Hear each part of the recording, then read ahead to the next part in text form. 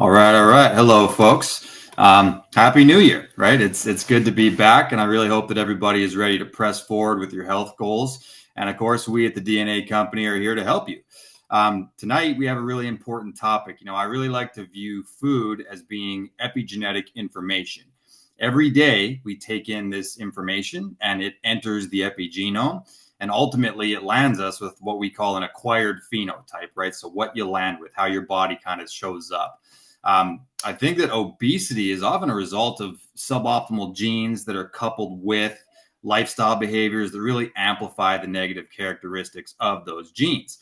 And at the DNA Company, we have the DNA 360, and there's a lot of genetic variables that we already look at as far as genes to do with inflammation, genes to do with detoxification, blood sugar management, nutrient metabolism, both macro and micronutrients.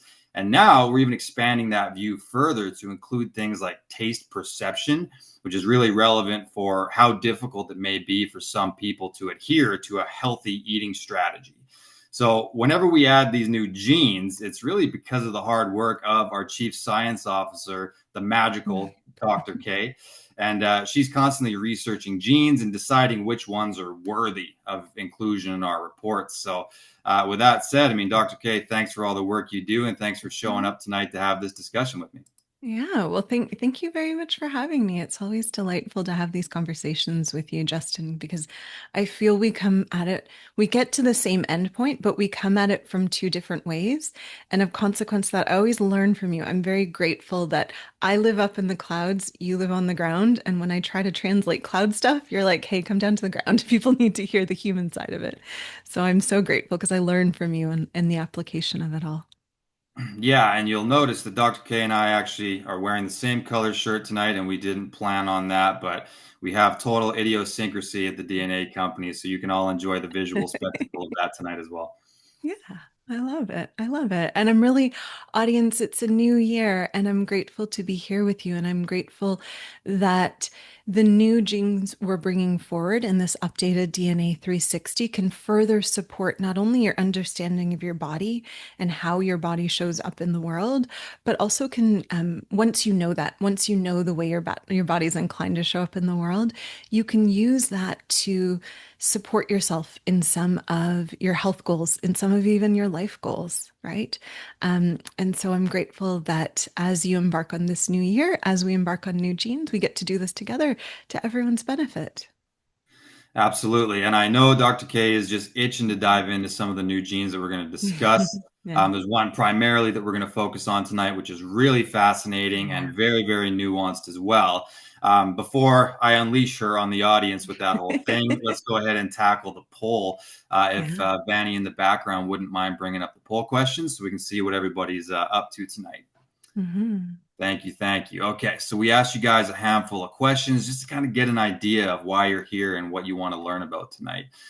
So the first one is just what's the main reason you're joining this webinar, right? And relatively even split. You guys are here to understand why weight gain feels harder for you than it might for somebody else. That has a lot to do with this taste perception thing that we're going to talk about tonight. Um, Even between how genetics actually influence obesity and just to understand the new genes that are being added into the DNA 360 on top of the robust stuff that we're already talking about. We map everything out, right? Everything is a holistic approach. So we look at a lot of different systems. And as Dr. K has researched these new genes, we're just adding that nuance to the conversation. So we're just kind of getting deeper and deeper into the weeds. And then 13% of you are here just for general learning and curiosity. So welcome to that 13% as well. Then we talked about when it comes to weight, which statement feels the most true for you? And the majority of you say that you gain weight easily and lose it slowly, right? That's that momentum game I always talk about. It's hard to gain momentum and it's easy to lose momentum, right? But having a really good kind of blueprint to work forward from can go a very long way. So I'm glad you guys are here. The rest of it was a relative even split between struggling with cravings and calories and not being sure. Just nothing really seems consistent. So just looking to find that game plan and that blueprint that's going to work for you. So welcome to everybody involved. Then we asked, have you ever been told your labs are normal, quote unquote, but weight loss still feels impossible? That is a constant thing. Your labs are normal, and it's important to remember that labs have like a really wide range that they tend to look at, and you can be within a normal realm, but still not be feeling very good, right? And still be having difficulty actually gaining the success that you're after. So normal lab reference ranges aren't necessarily the be all end all. We try to apply some nuance to absolutely everything we talk about, including weight loss. Um, and most of you said that that happens often. Like 42% of the audience tonight says that happens regularly. 31% said sometimes, and then shorter percentages saying rarely or never. So, yeah, it's quite common. I've experienced that myself with lab ranges. Um, then the fourth question is, which statement best describes your experience with diets? And 38% of you said you haven't found one that works yet. So that's very interesting, right? Because people say that you can just measure your calories and measure how much you work out, and that's going to be the ideal diet for you. I still know plenty of people to this day that just kind of plug a couple of these metrics into an app when they go to build you a meal plan, and it's not taking into account genetic insulin response, gut health, liver health, hormone health, all of these things that we know are really relevant for what gets you to the diet that works best. Um, a lot of you as well, 30% of you said diets work at first, but then they stop working, right? So that's still not the right diet for you. It's something that you change something up and now your body is responding, but then ultimately your weight will fluctuate backwards. So that means it wasn't ultimately the right diet for you. So we're going to try to really help you guys find which one makes the most sense. And then 21% said diets make them feel worse or exhausted. We definitely don't want that. We're here to improve your metabolism, not the other way around. And then 12% said diets help others more than they help me. So again, bioindividuality and genetics very much matter here. The last question is, which factor do you feel contributes most to your weight challenges? And a lot of you said inflammation and hormones. Absolutely. That's why we talk so much about that. And I encourage you guys to check out the webinars that we did that are a little bit more zoomed out or zoomed in rather on those topics. 23% of you just aren't quite sure. Some of you are struggling with low energy or fatigue, stress, and poor sleep. Pretty even split here with that, and food selection and serving size also being a problem for about 15% of you. So thank you guys for filling out the poll. Now we know a little bit more about you and what you're here for. Yeah. Yeah. All right, guys. Well, let's kick this off. So, a big thing that I thought about when I was selecting genes and bringing new genes into the DNA 360, we've introduced 85 new genes, was this idea of overwhelm. If we are giving our audience or people who have the DNA 360 more than 150 genes, how on earth are they supposed to navigate them all? And so, to that end, a lot of my work and a lot of the computer's work, bless the AI, the efforts there are let us survey the genes. Let us understand how they cluster together in terms of different outcomes. So, for example, today we're talking about obesity. Let's look at all those genes that can help understand a person's risk towards obesity. Or there's other assessments in there. For example, we have an assessment that really says, how stress sensitive are you? We have other assessments in there that look at cardiovascular risk. Are you more likely to be creating plaques within your arteries and veins? So we really look to the end of, not necessarily just bringing in important genes, which obviously we did, but how can they collect together? What is the constellation in the sky that they can offer insight into? And so looking at obesity became important to me for many different reasons. First and foremost, Justin and I work with a lot of clients, and it is a very, very common problem that people come to us with.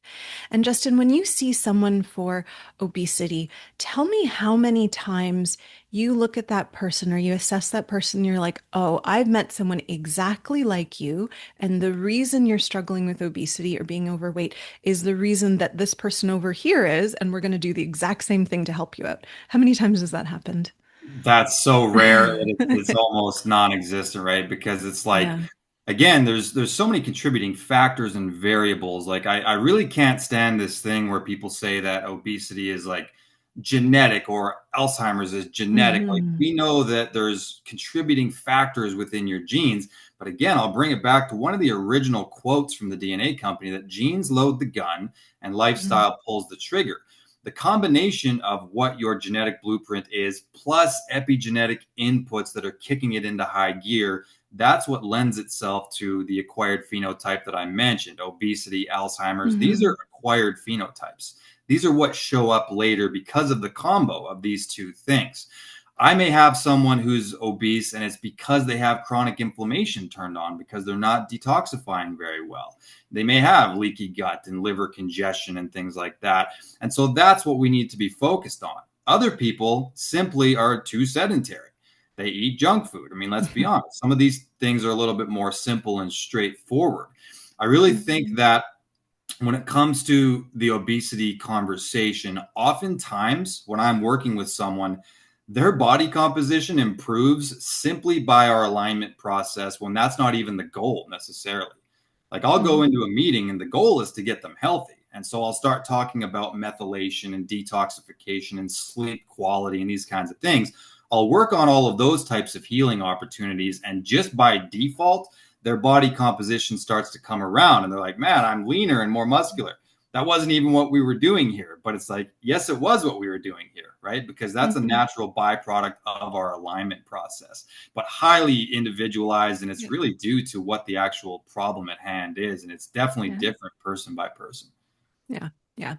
Yeah. So let's really bring that to life, at least with the gene that we're going to be exploring tonight. This is a gene that has a lot of influence within our obesity algorithm and has a lot of influence in terms of how do you perceive food and how does that impact your waistline?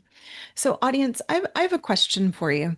For those of you that have worked on weight loss, right? Maybe you're carrying a little bit of extra weight and you've talked to a healthcare provider. This could be a doctor, this could be a nutritionist. How many of them told you to eat vegetables? That vegetable was going to become a really big part of your weight loss plan. I want you to put a one in the chat if you've talked to someone and that has been the advice that they gave you.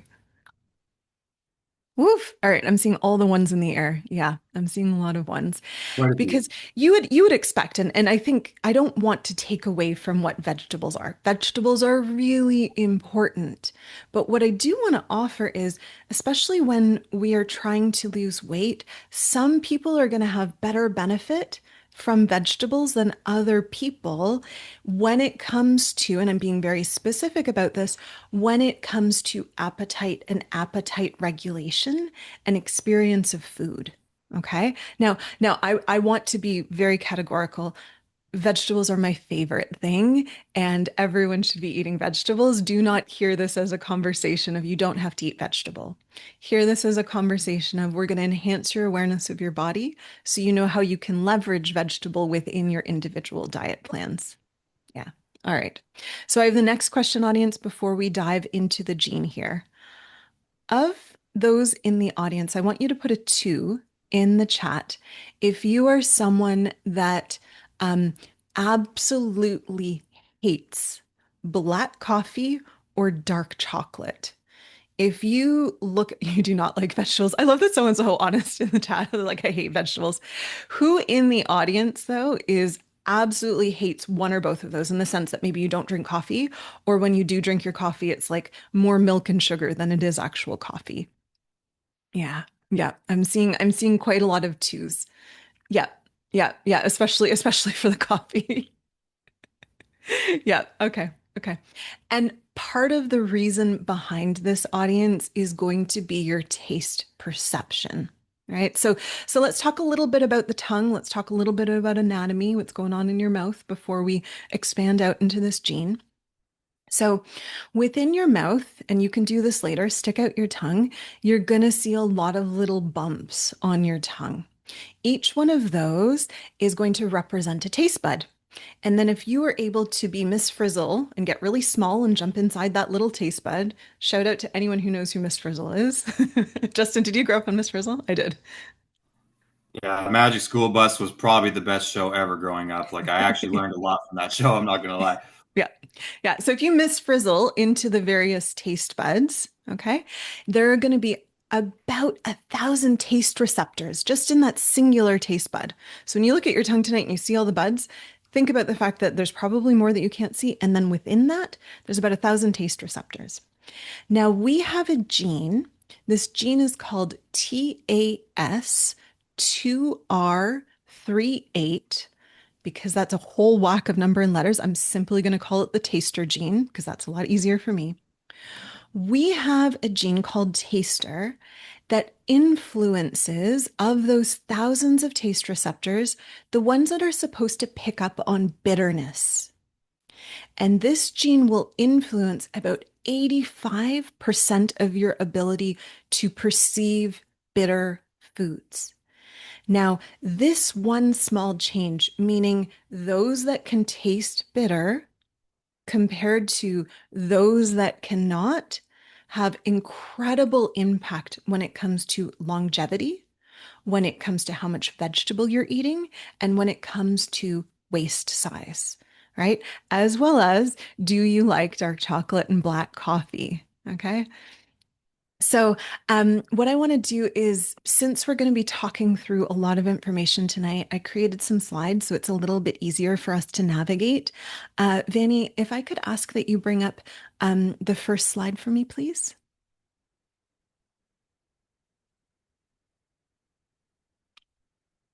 Amazing. Justin, you can see this? I'm not the only one that can see it. Yeah, I can see it, Dr. K. Fabulous. Thank you. So, audience, again, we're talking about this taster gene. And do you remember how often I talk about genes being a book? And within that book, we look at different pages, and not all pages are created equal. Some pages have plot points, whereas other pages are just waxing poetic. So, for this gene, the new DNA 360 looks at three different, really, really important pages within the book. And what these pages tell us is, are you able to perceive bitter flavors? And then the DNA 360 is going to pop out a result that will be one of the following. Some people are going to be taste masters.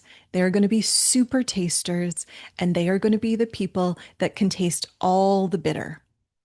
The opposite end of the spectrum, they're going to be al blando. They are our non-tasters.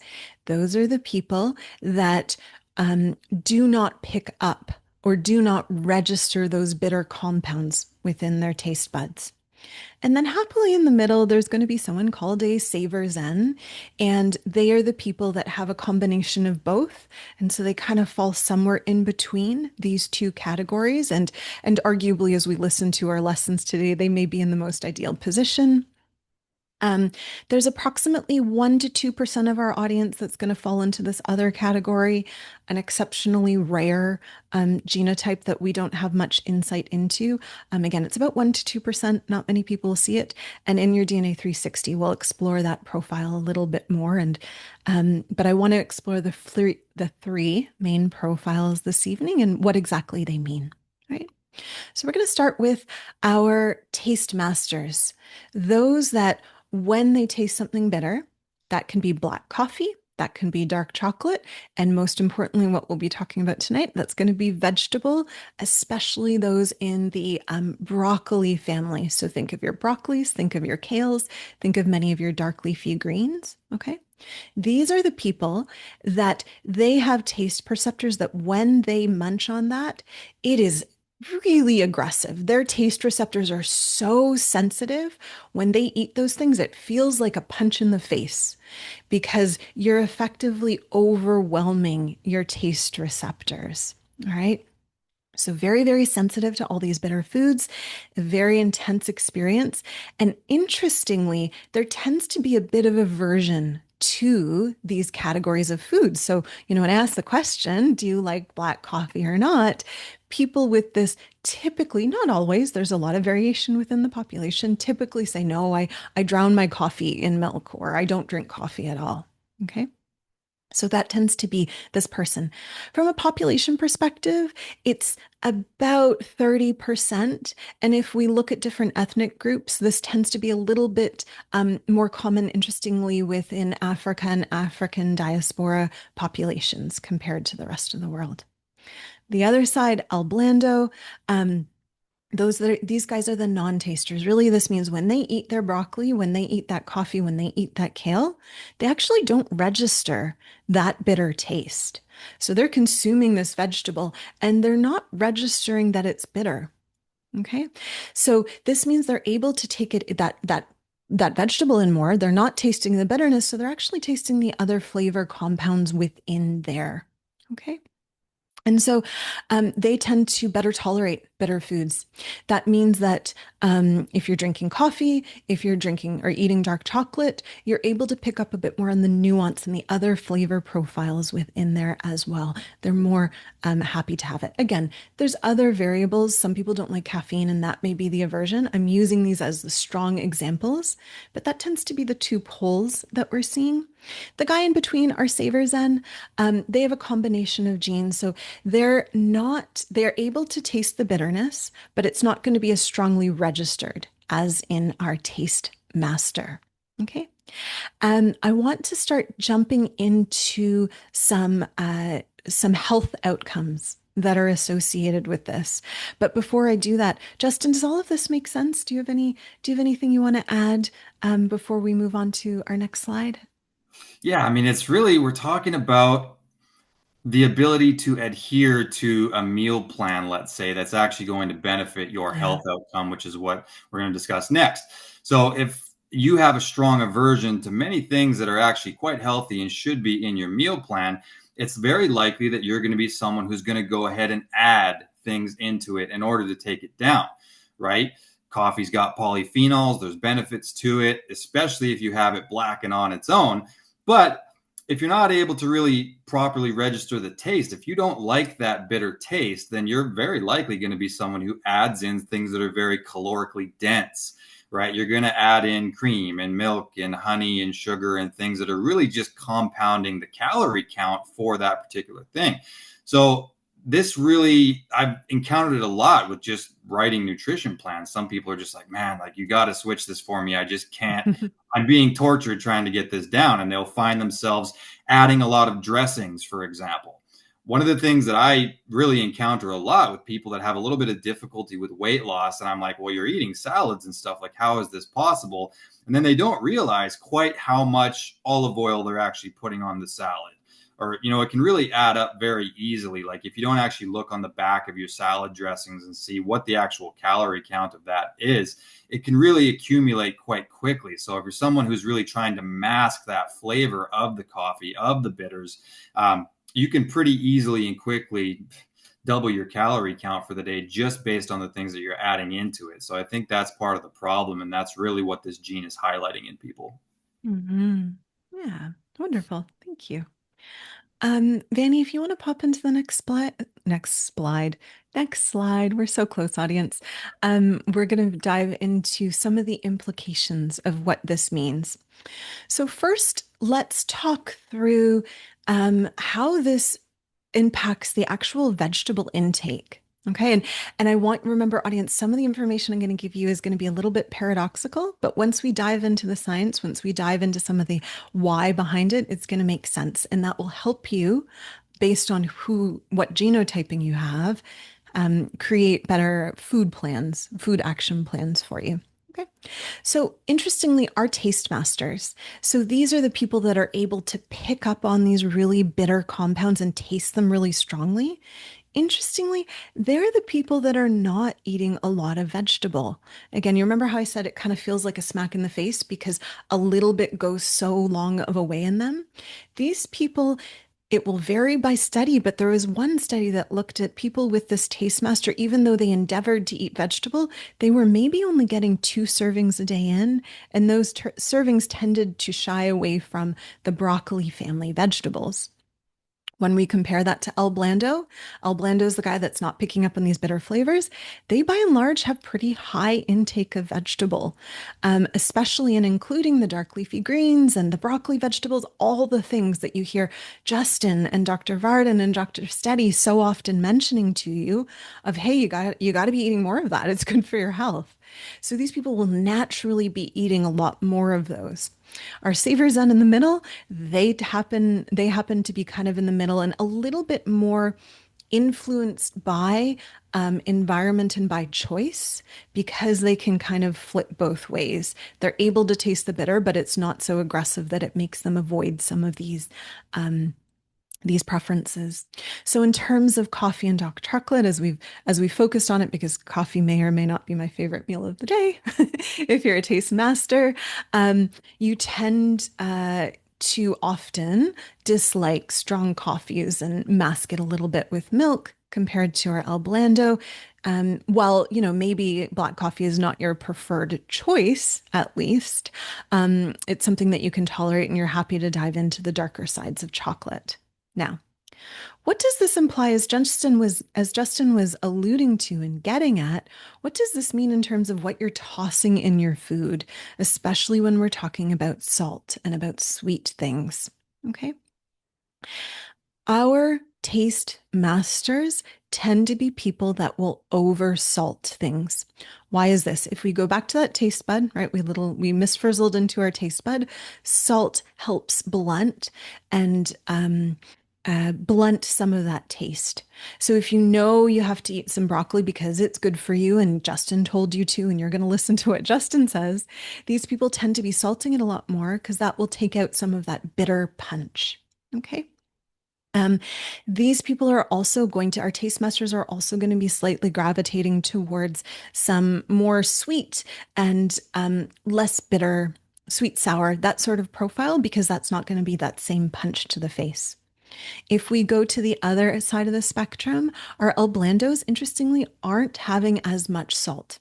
They don't need to be blunting that bitterness as much. And so they also tend to be, because of the salt and bitterness, their preferences aren't as guided by that. They tend to be a little bit more of an open book, open to more foods, including vegetables. Now, here's what may not make sense, but to me is very, very interesting. This comes to weight, right?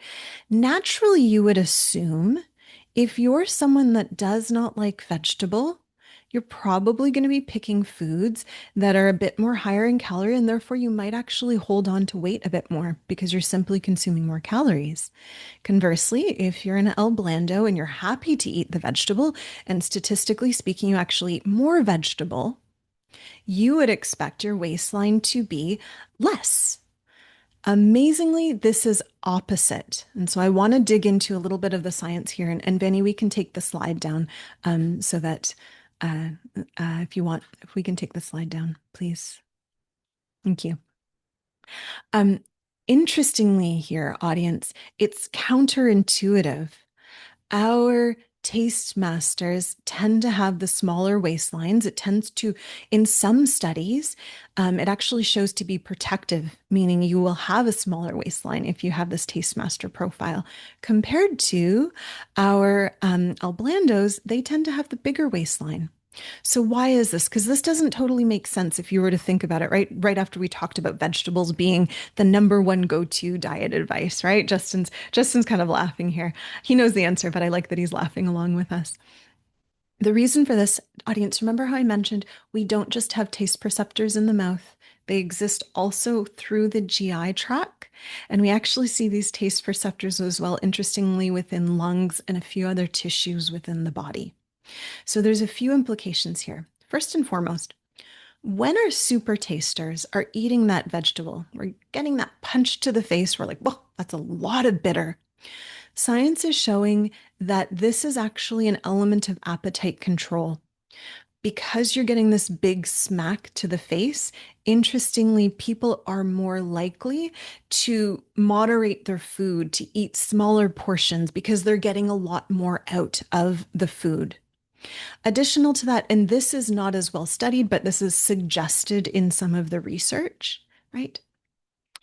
It also influences how we receive food in the GI tract. For example, our super tasters, they tend to release a bit more nitric oxide when they are getting this bitter compound. So they actually will tend to respond a lot more to a smaller amount of bitter. So vegetables, especially the broccoli family vegetables, go longer in these people. They kind of go further in these people compared to we go to our El Blandos, right? They're not perceiving this bitter. They're eating more vegetable. But the tricky of that is they're not getting the signal to say, hey, you've had a lot of food. You should calm down. So that actually means they're eating more because they're not getting the signals from these bitter taste buds to slow down a little bit. Additional to that, I said also there's that impact of nitric oxide and there's the impact within the GI of slowing things down. So it's interesting to me that even though our taste masters per se don't like vegetable, they tend to have the smaller waistline because vegetable is more impactful within their body compared to our El Blandos. They're eating more vegetable. They have access, arguably, to more polyphenols through that. It's a great thing, but they're not getting some of that appetite control through the bitter punches to the face. So to me, Justin, what does this tell you? Because really what we've said, our tasters, they're more prone to having a lot more salt and things, gravitating towards sweeter foods and having things that mask the taste, even though they have more appetite control compared to the other side of the world, you know, they're more happy to have vegetable, but they also don't know when to stop. Exactly. And so it really means that neither one of these profiles is necessarily superior to the other. It just represents that there's kind of different problems at play, right? When it comes to weight gain. Because for the people who have the taste master gene, it's really like you're trying to blunt that. So you're adding things that may be calorically dense in order to not deal with so much bitterness. So in that circumstance, that's what the problem is with regard to weight gain. You're adding so many things into it in order to tolerate the taste of the actual healthy food that you're trying to get in. But because the aversion exists, you're not necessarily piling down volume of that food. The non-tasters, right, the El Blandos, it's the opposite problem. They're not getting that hit. They're not getting that punch to the face, but they're going to likely eat more volume of that food without really thinking about it. I would Hmm. say that this can also really pair with another gene we talk about being the MC4R gene, right? Which got a Hmm. lot to do with that Hmm. same kind of level of palate perception. And so we Yeah. can kind of map this out with some of the other satiety genes that we look at with regard to ghrelin and leptin signaling as well. So they're two sides to kind of the same problem. But if I look at it from a coaching perspective, I want to know which area is likely the contributor. I like to do this thing as well called pantry purging. That's like a little method that primal health coaches do. It's like I really like people to go through their pantry and see what the most calorically dense additives are that they have. Like, what are you drizzling on these foods or sprinkling on these foods that have these extra calories? So knowing this gene and what that profile looks like can really tell me, are you just overeating or are you not eating as much, but you're adding things on that are in fact very calorically dense? And that's where the problem in the behavioral traits lie. So Hmm. it's one of the more nuanced pathways that we've ever talked about because it's like, it's kind of the same subject, but a different take on the same subject. Yeah. Yeah. And I think it's important because it's, a lot of people will, I'm sure you've seen this in your practice, Justin. A lot of people come and say, like, I really struggled to know when to stop eating. And genes is a way that can tell us, first of all, absolutely. Yes, of course, it's not a moral failing. It's not because you don't have willpower. There's something genetically going on. But genes are also something that can help us understand the why behind that. In this instance, you're not getting signals from your food to tell you you're full. So we now know, great. Vegetables are really good for you, but we can't rely per se on vegetables alone to be one of those signals to turn your appetite off. Instead, we have to look for other signals. And I think this is going to be one of the more powerful things in terms of for those that come and say, I don't know how to stop eating, we can help really fine tune the strategy to make it easier. There's always going to be willpower, audience. I don't want to pretend like genes mean you don't have to try anymore. There will be some willpower, but it means the effort you're offering is going to be a lot easier, which is important. Yeah, and there's always going to be little strategies, right? That practitioners can kind of highlight. Like, a lot of the reason why we're suggesting eating vegetables would be because of the fiber content, right? And it's like there are sources of fiber that you can get that aren't necessarily coming from the bitters, right? You could have avocados and some fruit and things that do have fiber in there. Or, if you are really averse to vegetables, I mean, I always recommend food sensitivity screening to see if there's actually a Hmm. different thing going on there, like a sensitivity. And you can use things like collagen, for example, which contribute to short chain fatty acid production, which can do some of the same job as fiber would do. Right. That's why some people can survive on these carnivore diets and things as long as they're eating nose to tail. I'm not a big fan of that as a long term strategy, but I think people can sort of mimic what fiber does if you take in enough short chain fatty acid producing Hmm. ingredients like collagen, bone broth, etc. So it's like this is where we add tools to our toolkit to make sure that you're still nourished and that you're doing what you can. And maybe we find alternatives as far as like spices and things that don't have a heck of a lot of calorie add to make so that you can actually Hmm. go ahead and eat the vegetables that you're supposed to be eating. So there's always tweaks, right? Where there's a will, there's a way. Yeah. Yeah. Yeah. Exactly. Exactly. And I think too, like I think too, parents of the world, this was a smaller it was a smaller study. And I think the food industry has grabbed onto this a little bit. It's looking at this idea of if you know you have a child who has this taste master, they're super, they feel the bitter vegetables. Um, there's been a lot of study that says that because they have that perception, their parents are forced to be a lot more creative in terms of how do you get this child to eat it, especially when their physical experience is not one necessarily of pain, but it's overwhelm and it's disgust and it's, ooh, this is too much. Right. And so parents there have been forced to get creative. And so interestingly, that sets those children up for better habits in the future because they're more mindful of vegetable and they get more creative with it compared to parents that maybe had an easier time. I'm using air quotes because I don't know if getting children to eat vegetables is ever easier. But those that were like, oh, broccoli doesn't feel bad to me. I can eat broccoli. It's not as well coached into those children necessarily, right? This is small studies. Every parent's going to be different in their style, but that's something to be thinking through, especially if you have a child who's like, I really hate broccoli. Believe them. Maybe that's very true for them, but that doesn't mean they don't get to eat it. You have to get creative. If we look at older populations, a lot of our super tasters of the world, interestingly, go on to become chefs, go on to become sommeliers, and people where that experience of that punch to the face really helps them out in their career in what they do.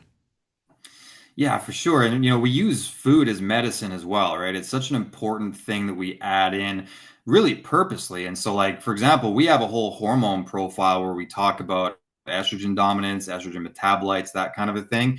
And one of the main things that I always recommend is very simple. If you have too much 4-hydroxyestrogen or 16 alpha hydroxyestrogen, I say you should probably add some cruciferous vegetables into the diet, right? Because it's got naturally occurring DIM and IC3, I3C, indole 3 carbinol, as well as sulforaphane, right? Things that help counteract that.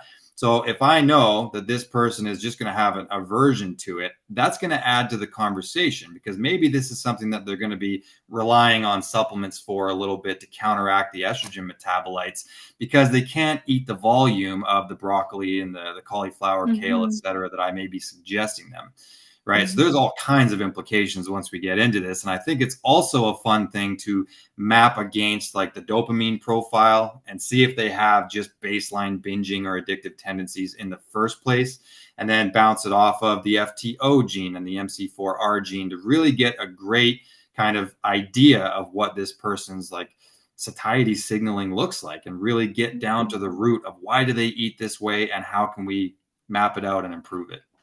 Yeah. Yeah. Yeah. No, I like that. I think genes are a really neat space to validate one's experience, but then also to use it as information to change the approach. Yeah, I like that. I like that. Is it time for questions, or do you have any other Justin thoughts as to, especially um for our El Blandos or for our taste masters, strategies that they might have to incorporate more vegetable more meaningfully into their diet or to figure out how to kind of slow down, especially for El Blandos? Yeah, so I mean, I always, like I mentioned, I talk about food sensitivity screening when it comes to sourcing of things like vegetables because I want to know if what you're eating is actually going to create any kind of an inflammatory response in the body, like an immune response. So we use the genes to sort of map out where the ideal macronutrient ratio would land, like how do Mm. you metabolize starches? How do you metabolize fatty acids, lipids? And we can use that to kind of paint the picture of what that plate should look like from where the calories are being derived. But then we also have to filter that down into actual sources and what's going to benefit you the most. So I oftentimes recommend food sensitivity screening as an added filter that you can use, and you bounce it off of the genes and really end up with a plate that's going to be the most nourishing scenario possible. So I'm a big fan of all of those strategies, and I think that it's going to be very valuable to add in this TAS gene on top of that to see what's nourishing you and what's not. Beyond Mhm. that, if there's vegetables that you simply have an aversion to, again, we need to just find ones that are going to work for you to get the fiber, to get the micronutrients, etc. So map it out. I can't handle this because it creates an immune response, or I just can't stand the taste of this. Well, we're going to find ways and kind of work our way through it. So I recommend really working with a coach and finding out different ways to arrive at the ideal diet because diet is epigenetics, right? The food you take in is one of the main signals. You're doing it 3 times a day. It's information, and we need to make sure that we're giving your body the best quality information and the right amount of information because obesity, you could argue, is just too much information coming in, right? And not burning enough of that information off. So look at your food through that lens. It's epigenetics. It's something that your body's going to take and say, I like this information or I don't like that information. And it's going to use it to direct what all of your cellular activity is. So it's one of the most important pillars that we talk Mhm. about. Mhm. Yeah. Yeah. Yeah. All right. Audience, I'm seeing a lot of questions in our chat in regards to how do you get access to some of these genes. And so I am going to ask to the proverbial stage Tracy Wood, our CEO, who's going to be able to better answer some of that fine detail. Hi, Tracy? kids. Hello. Hi. You How know, you last night doing? Dr. Varden brought me on here and I was working. I was in casual wear at the office, and all my Mm. tattoos were showing. So people were really nice about the fact that my tattoos were not offensive. Okay, so you guys are asking a lot of questions. Most of them are the same. How do I get the 199 price? The link is Mhm. in the chat. Katie, drop it in again, please, right now. That link shows it's $499. Why? Because anybody buying a test that's never been in our ecosystem pays full price. We are literally giving this to anyone who's in the ecosystem. So, like you, Deborah, and Wendy, and Myra, all you got to do, ladies, is go in there and go to make the purchase, and it's going to ask you for your email that you registered with the company. That will then change your price point dynamically. If you have any issues, if you get stuck, if there's anything at all that does not work properly, Katie, drop in my CEO email, please. My email is CEO at thednacompany.com. I will chase down whatever issue you have, and we will make sure that you guys all get this. We're doing this manually. And the reason we're doing it manually is to make sure that your reports are done side by side, that we have you in the ecosystem, and that somebody off the street can't just come and buy this test at $199 when all of you guys paid full price for it. There's a big tech update, a huge tech update. And guys, the new test takes less than 10 business days to come back and give you your results. So you guys are going to get these results faster than it's ever happened. And as we continue, and Dr. Koshman, you see how she looks like she's aging. By the way, Dr. Koshman is about to have a big birthday coming up. She We will is. be She's announcing that publicly.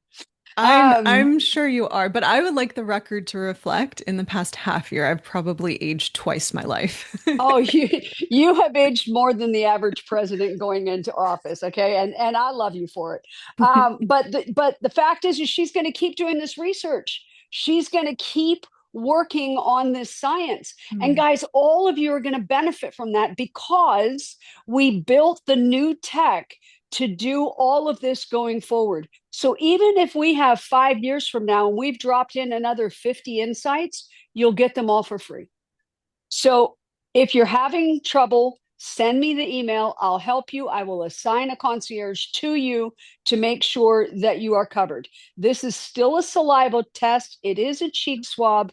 And the insights that you guys are going to have, honestly, we are 2 to 3 years ahead of all of the people in our space, all the competitors, 3x4, self decode, 10x, 2.5 years or more ahead. And by the time they all catch up, Krista will have already done 100% more and we'll still be way in the front. The goal is, Kashif and I say this all the time, we want to be on the bleeding edge of vetted science and Hmm. proven insights. And that's what we do. So I know that some of you are going, oh my gosh, another $200. Yeah, I'm asking you to go another $200. Kashif is asking you to go another $200. This can be the difference. Women, we've got a lot in there about hormones. We've got a lot in there about cardiovascular. We have a lot in there about diet, fitness, nutrition. You will not, you will not be sorry for making the upgrade. So that's all I've got, you guys. Sorry to hijack. Go, go. The captain. No, I appreciate it. I appreciate it because it means I can live in my cave of science. So thank you. Yeah. All right. Justin, any Justinisms before we move on to Q&A? Oh, they normally come up a little more organically when I get put on Yeah. the spot. I can't think of any. I'm just like, what are cool quotes or something I could say about this? Um, I think that we're entering this age of medicine, right? Where it's like we need to find better ways. And I just made a post about this recently that instead of working backward from symptoms, we try to work forward from genes, right? Because we're talking about stuff that are way up in the encoding processes of how your cells work, how your neurotransmitters are being encoded, how your hormones are being encoded. When it comes to the obesity epidemic, and that's exactly what it is, I would not want to go into this fight blind, right? You want to know more about your body and your bio individuality. People have different enzyme activity. People have different shapes to their livers. I mean, there's so many different things that are different about us person by person.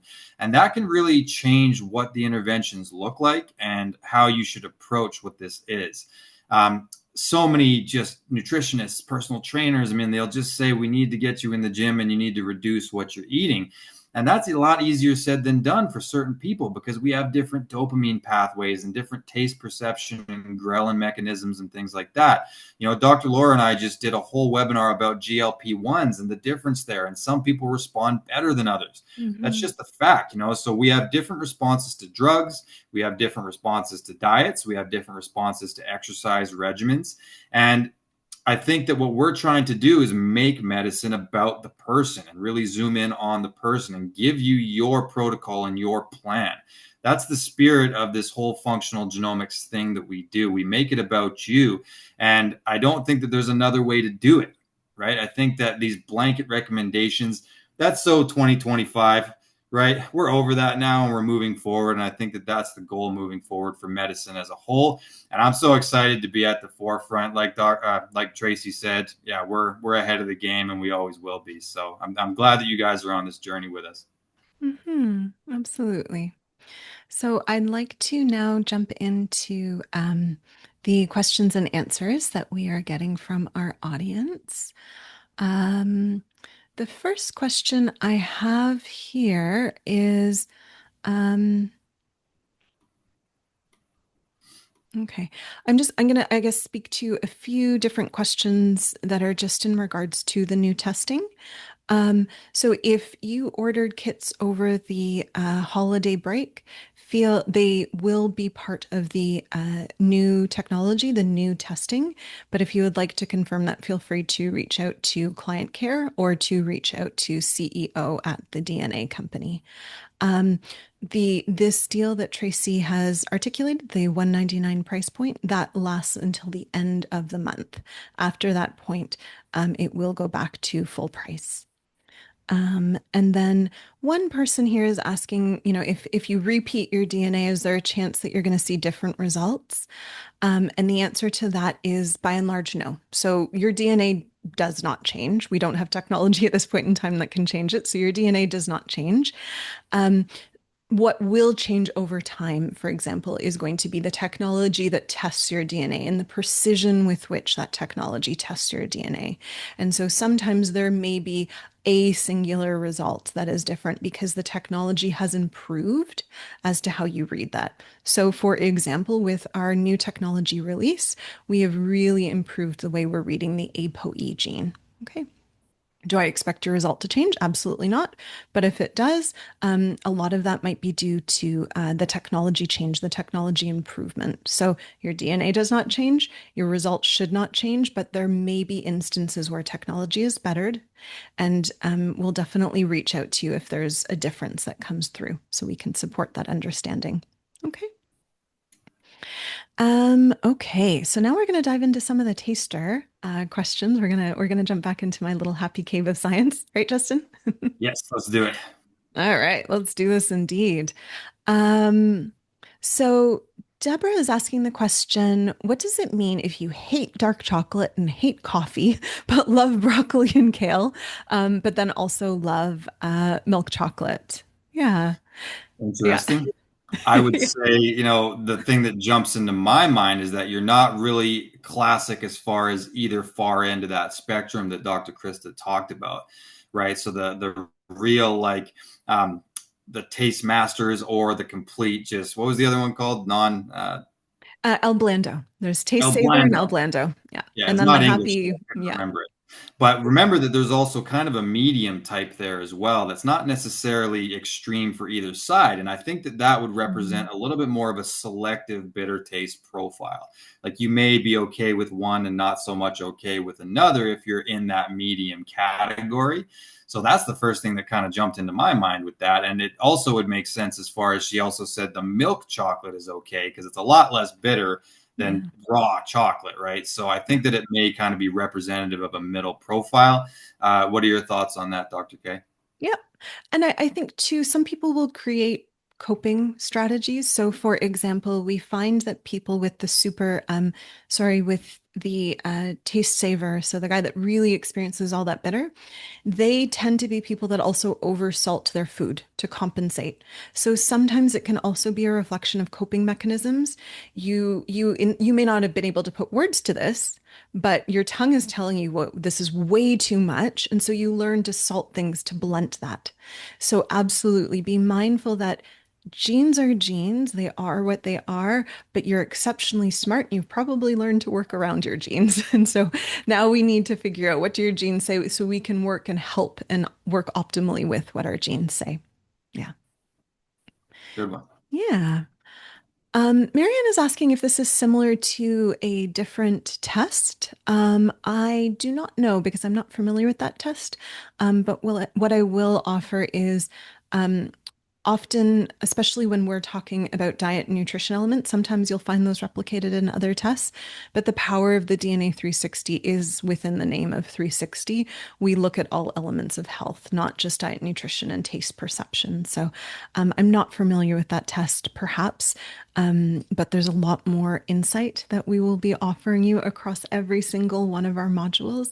And we're going to be going through that over the course of this year. And yeah. Yeah. I think it's also important to remember that, like, when we're talking about SNP tests that are fairly zoomed in on a subject, it's just the issue as I see it is you're not getting that whole viewpoint. Like we were just Mhm. talking about diet, and then I just brought up dopamine pathways and different things that we look at that really do have relevance there, right? So there's a lot of companies that will do like just methylation testing, and their whole thing is about methylation, and it's great to know some of this information. SNPs are fun. We measure a lot of SNPs ourselves, but understand that your mood and behavior profile that we look at can impact dietary recommendations. The way you detoxify can impact dietary recommendations. And a lot of these genes that we look at are copy number variations and things that aren't just SNPs zoomed in on diet. Diet is so important, but it's one system of the body that has trickle down effect into all the other systems and vice versa. So the DNA 360 compared to one of these SNP tests that's going to be talking about diet and what you should eat, we're going to understand a lot more of the impact on your overall health and really land on a better game plan. That's just my opinion. Because the way you think, the way your hormones act, the way your gut detoxifies, the way your liver detoxifies, I'd rather, as a practitioner, know all of the above when I go to meet with you and try to land you on a high quality diet, rather than just saying, well, this is the vitamin E gene, and that means we need to add some walnuts, right? It's not necessarily giving you the whole viewpoint that we would be looking at with the DNA 360. So that's my humble opinion for the DNA company. Yeah. No, thank you. Yeah, I think appreciating that diet is more than just food. There's a whole body that goes alongside diet is important. Yeah. So Susan has a question. They're saying that they're averse to vegetable, don't like them, and that's often due to the negative effects within the gut. Is this a typical side effect along with the taste of the vegetable? So a few different answers here. So I did mention that this taste receptor is not just sequestered to the tongue. It will exist in other tissues, including your GI tract, including your lungs. There's a few other fun ones in there. I think it's even within your pancreas and a few of your immune cells. And so, what interestingly, if you're a taste master, you are someone that will have actually more of a positive impact within the GI tract and arguably within the immune system as well. Because that little bit of broccoli, for example, has a big impact in the body. It, for example, will turn on some nitric oxide production, which is helpful in terms of microbial management. So gut biome support is helpful in terms of tissue health. So it's interesting to me that a little bit, especially for our taste masters, really helps the GI. But this said, remember, broccoli and all of its friends are not just about taste. There's a lot of fibers, there's other polyphenols, there is your gut biome, there's leakiness of that permeability of the wall. There's many other different factors that will go into this, Susan. And this is where the Justins of the world and more of that 360 view of a person becomes really important, because very rarely is it just one gene that talks about things. It's going to be perspective of all your genes coupled with your biome, coupled with your health history. And this is where that magic happens when you get the synergy between it all. Absolutely. And within the plant realm, I mean, I'm a fan of plants. I think that most people should be consuming plants on some level, but some people can certainly have reactions to, let's say, the lectins in the plants, or the oxalic acid in the plants, or the phytic acid, or the gluten, or the seed oils, right? I mean, all these things come from plants. So some people can have various reactivity levels to all of these things. And, you may otherwise be okay eating something like a kale or a spinach, but it's the oxalates in there that are just not agreeing, and they're interfering with calcium channels and things like that. So that can happen. And a lot of the times it has to do with the preparation of that plant as well, right? Like fermenting is fantastic, or soaking and sprouting. And these kinds of things can deactivate a lot of those reactive compounds. Like even within like nuts and seeds, I mean, a lot of them do have some of these defense chemicals in there. And if you soak them properly and dry them again, it deactivates a lot of that, and it just stays deactivated, and you can store them and oftentimes have less reactivity at the level of the gut. So I would also consider how you're preparing certain vegetables. But then I'll also just bring this back to, again, as a practitioner, I personally am a fan of food sensitivity screening. I think it's a good call. I think it's a really just low-hanging healing opportunity that you can use. And the gut terrain is constantly changing, so your list of sensitivities can change along with the gut terrain as well, right? So I'm a fan of a company called Mosaic Diagnostics. They do a really good IgG test, and it's just a finger stick, right? And you dribble it on the little card, and it sends you back a list of like 180 foods that includes like oils and meats and fruits and vegetables and grains and things. And it really lays it out nice. It's just like a yellow, a red, and a green category. For like 90 days, you would just subtract the ones that are yellow and red and only eat what's in the green. And I've seen a lot of great healing take place for people's guts, because sensitive foods are a contributor to gut problems and a result of gut problems, right? It's kind of both, because gut problems make you have more sensitivities, and eating sensitive foods create gut problems, right? So this is all part of our healing equation. And sometimes just filtering out the types of veggies that you're eating can go a pretty long way. Most likely, you'll still have a pretty long list that you can consume to get your micronutrients and different things. So that's an added little free tip as a health coach. Maybe get a little screening done and see which ones you're actually reacting to. Yeah, I like that. Thank you. All right. Our next question is coming from Dan. Dan is saying that the past year they've really focused on eating clean, minimizing sugar, and the goal, I would speculate, is weight loss, but they haven't really seen benefit. They haven't seen that weight loss, very little change in terms of waist size. What are your thoughts in terms of genes to look at? Dan, great question. In the new updated 360, we do have algorithms that look at nuance of appetite and obesity. Namely, are you someone that doesn't have that food regulation ability? So interestingly, those with poor appetite control, their perception of what they're eating is quite dysregulated, and they tend to benefit from different, more behavioral strategies compared to other people, for example, who have this bitterness, who need more of a bitter intervention. We also look at a few different genes that really we've really upped our game when it comes to interpreting glucose dysregulation and insulin sensitivity. And so this can really help give insight into, are there problems there? And if so, how do we go about supporting this? This will speak a little bit to the conversation of GLP-1s. There's a lot that our test has insight into within diet and nutrition, but then outside of that, and this is where I'd really encourage, meeting with a provider. It's not always just what you're eating. We have to think about your sex steroid hormones. We have to think about your capacity to manage stress. We have to think about your capacity to detoxify, or how likely you are to have inflammation. All of these things, completely separate from questions of appetite and food choices, really are going to influence that. So I would encourage one, the test, but separate to that, working with someone, because a Justin of the world, a Dr. Steady of the world, a Dr. Varden of the world are able to look at you and say, hey, it's great all the work you've done with your food, but you're actually not considering the fact that your stress is high or that your hormones aren't great. And that's probably the bigger barrier there compared to just the food. Right. So remember that weight loss is not just about food. Exercise impacts things. Food choices also will. There's several genes that tell us, like, some people will gain weight if they're eating a lot of carbs or a lot of fat. And so if you're someone that gains weight based on fat and you're on a keto diet, genetic mismatch there. So there's lots of opportunity there, Dan. Yeah. Justin, any thoughts there? Because you're so practical when it comes to that stuff. Yeah, it's really, like I said way at the beginning of the call, it's like when we're talking about weight loss, there's so many variables, and it's like people will show up and they just have really horrific detox problems going on. And it's like that's why their weight is so stubborn and not coming off. So my recommendations are always, again, working forward from the genes instead of backward from what that phenotype is looking like. So anyone who shows up with any of these issues, I usually go towards what are the genetic issues and mismatches with their lifestyle and what's going on. So I think that it's something that you'll want to take a holistic approach with, and really aim for health over weight loss. And I think that you'll get a little bit further ahead.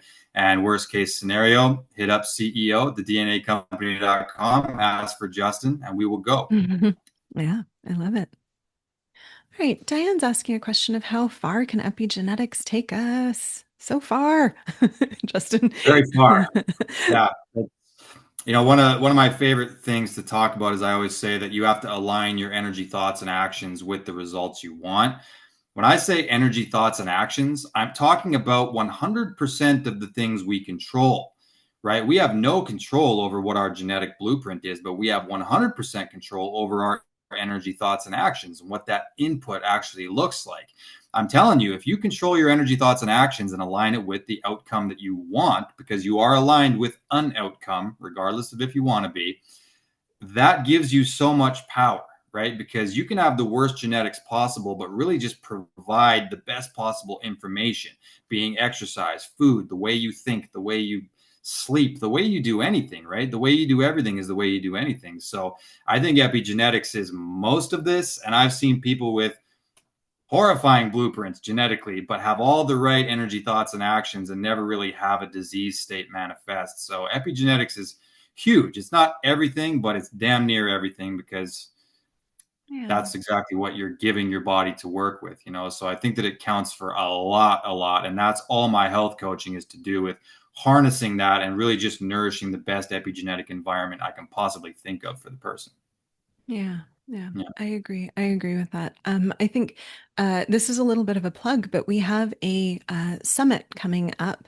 It's the She Summit, but I would offer this talk in particular is open to he, she's, and theys. It's open to everyone. And within it, we're really exploring from an epigenetic perspective, what are things that you can be doing to modify your epigenome that will carry through not only within your wellness, but future generations. It's a really interesting talk. So um, please do. Vanny or Katie is going to toss that into the chat so that you have access to that talk should you so want it. And another really easy example of this too is going to be think about enzymes that process alcohol. So in theory, we all have enzymes within our liver that if we were to take an alcoholic drink can support the metabolizing of that alcohol. Everyone has these genes, right? If you are someone that does not drink alcohol, your body's like, cool, I don't need to be dealing with this toxin. And so there's epigenetic markers that will actually turn off the production or slow the production of this alcohol processing. So if you, for example, used to drink, you had a decent tolerance, you stop for a year, body's going to downregulate that. The moment you have the drink, you're not producing those enzymes, so it's really going to hit you. And if you continue to do that, you're changing that epigenetic patterning to turn that gene more on and on, that production more on and on. So that's one of the more easy examples in that behavioral changes over a month, over a year, shift your epigenome, which shift your genetic expression. Yeah. Yeah, and your liver, by the way, like for weight loss, your liver matters a Mm. lot. It's not just there to deal with the Tylenol you took in or something like that. Like having a proper functioning liver matters a ton for enterohepatic circulation, for thyroid health, as well as detoxification. So there's a lot going on. It creates bile so that you can actually digest fatty acids. I mean, liver health matters a lot. So I would definitely consider that in your weight loss goals as well. Mhm. Yeah, agreed. Susan is asking the question, if you get the upgrade, do you have to do a new swab? And the answer is yes, we do need to do a new swab because it is new technology. It is run in a fully different way. We can't use old material there. Okay. Terry is asking a question of, can you attend tomorrow's webinar? So, audience for awareness at the DNA company, educating people on what we do and the genes and the impact to life is a huge passion of ours. We do 3 webinars a week, and every other 2 Thursdays a month, there is a webinar specific to members of DNAU. So, DNAU is an environment where we further train healthcare providers as well as the curious few, the nerds of the world who want to dive into this space. We train providers on more of a clinical level how they can work with these genes with their patients. So 2 Thursdays a month, we do not do a large webinar. Instead, we focus to our DNAU community, our healthcare providers.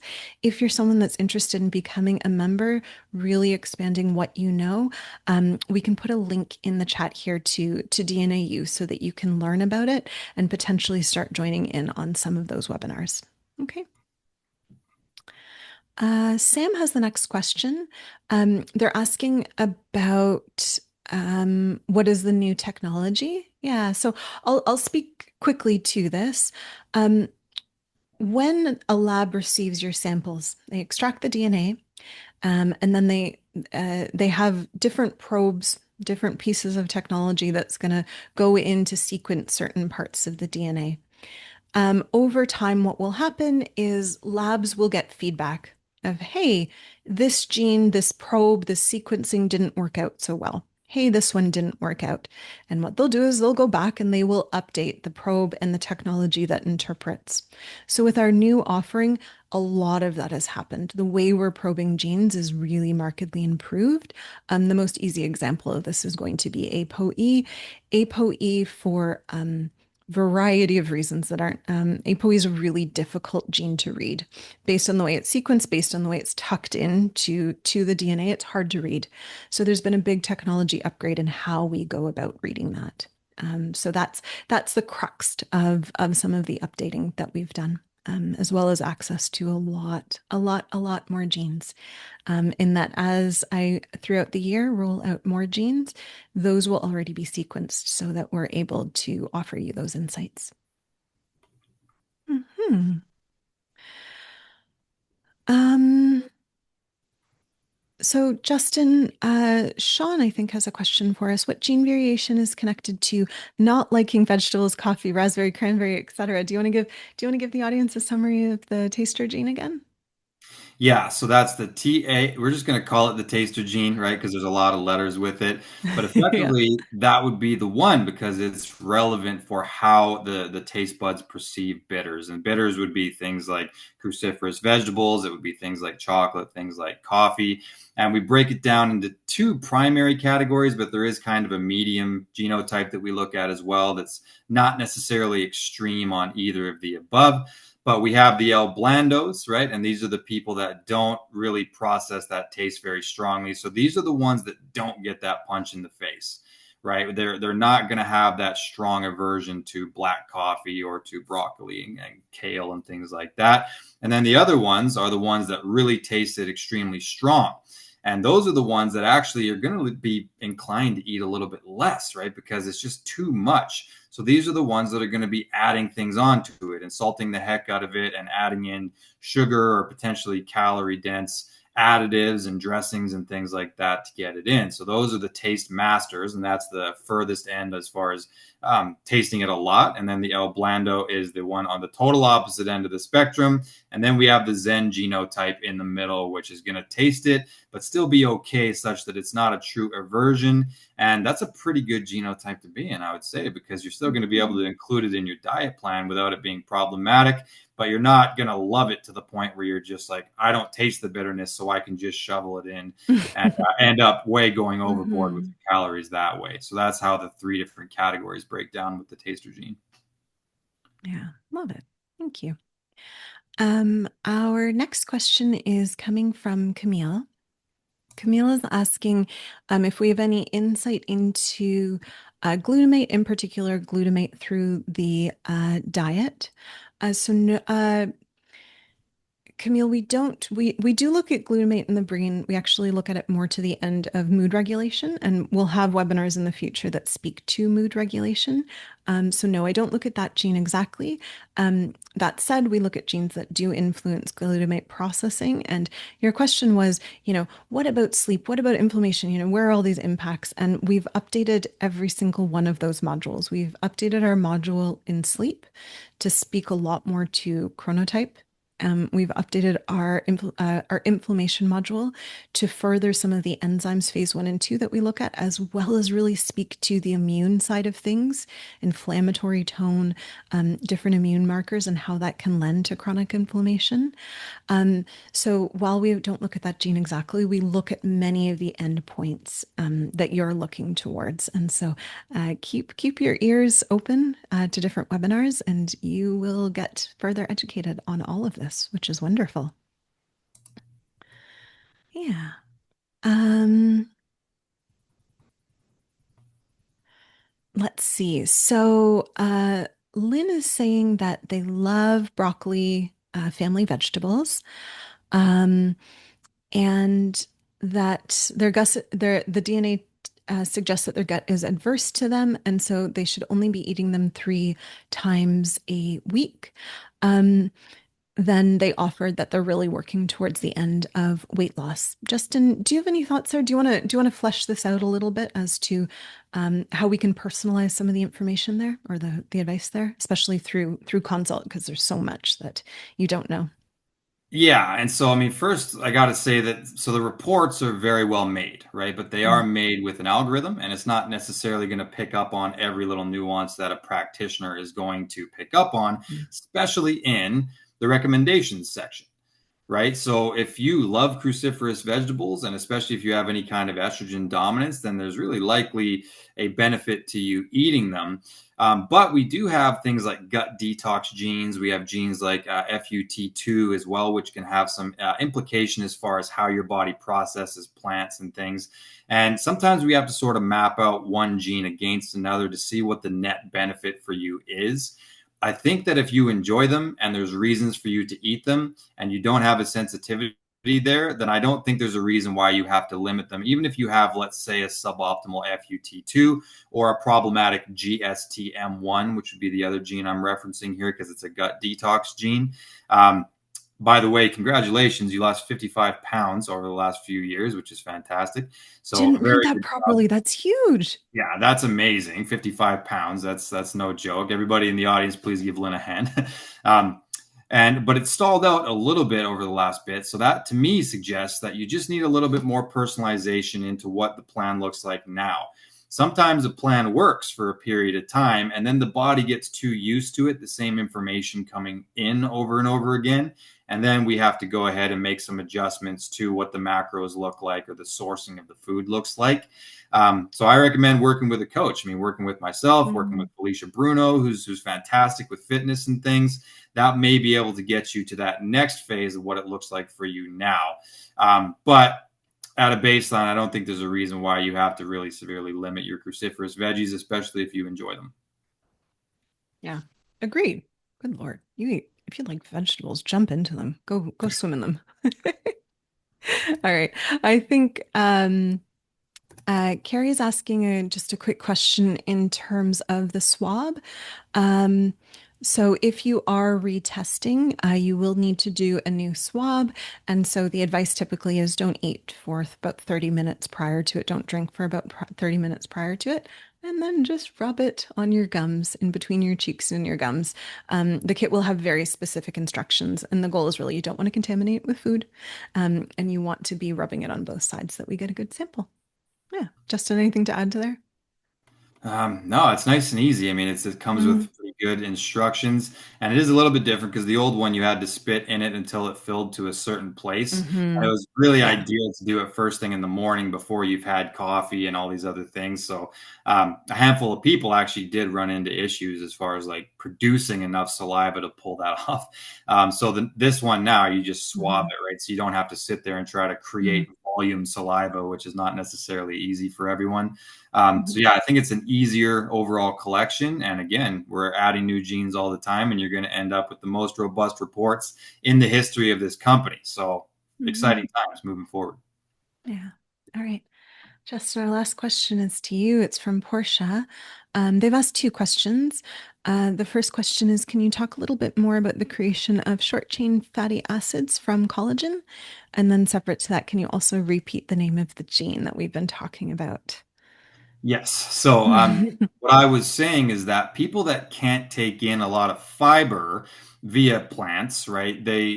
You can sort of mimic the effect, and this is why people that go on nose to tail carnivore diets, some of them can still do okay there in the absence of all that fiber if they're doing it nose to tail because they're taking in the collagenous tissues and the skin and the organs and things that have collagen in there. Now, collagen in and of itself does not directly produce short chain fatty acids, but what it does is it supports the gut environment that allows these SCFAs to be produced and allowing the bacteria to thrive. So short chain fatty acids, especially butyrate, acetate, propionate, they're produced when gut bacteria ferments effectively. So you normally would get it from soluble fiber and resistant starches and things like that.